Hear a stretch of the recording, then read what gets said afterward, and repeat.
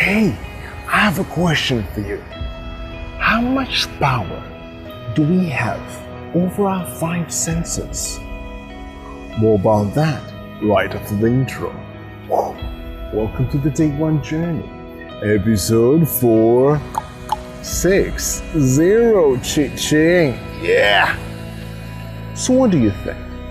How much power do we have over our five senses? Can we control them? For example, can we control our sense of hearing? Can I just decide to stop hearing the fountain behind me? Well, I don't think so. Even if I put my hands on my ears, I would still be able to hear it. I cannot really control my senses. They always work. For example, I start to sweat right now. It's getting warmer here in Bangkok. I find it very hard to just ignore myself, ignore the fact that I'm sweating. I feel it. I cannot stop the sense of touch.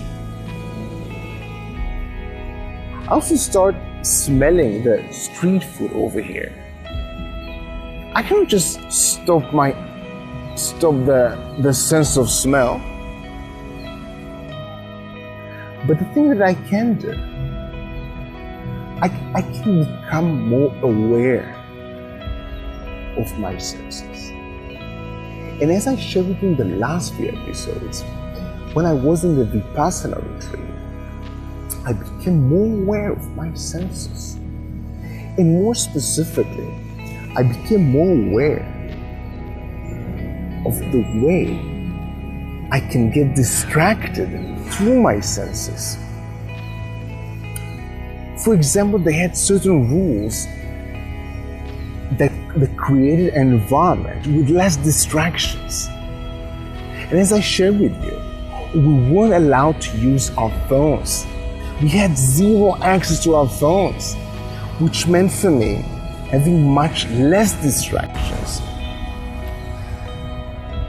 when I don't use my phone, because I won't hear the sounds, I won't feel the vibration, I won't see the lights, the notification lights. So it meant for me much less distractions through my senses. And they had more rules. Another rule they had was no perfumes. We weren't allowed to wear perfumes. They also had a few rules about food. We weren't allowed to bring food to our room. And we were also not allowed to eat. We weren't allowed to eat solid foods after 12 at noon. And that meant less distraction as well, through the sense of smell, for example. Because I won't be distracted by other people's perfumes, because nobody was wearing perfumes. And I won't be distracted by smelling food after 12 at noon, because we weren't eating after 12 at noon, and we weren't bringing food to our room at all. And also, even it reduced the risk of us getting distracted by the sense of taste, because we weren't eating after 12 at noon. So when I think about getting distracted in my everyday life, when I think about getting distracted through my senses,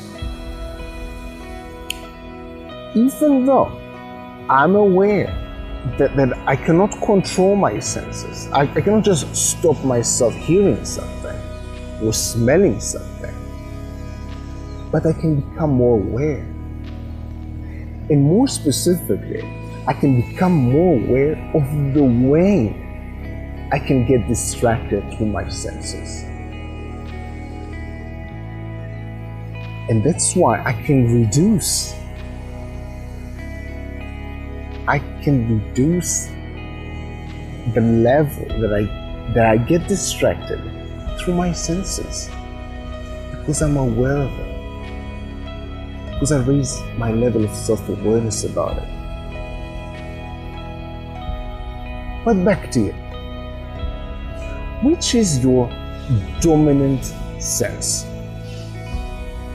Give yourself some time today and pay attention to your five senses.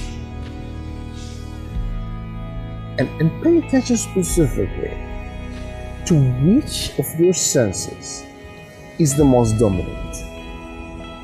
Yes, doing today. And of course, have an amazing day one. See you tomorrow.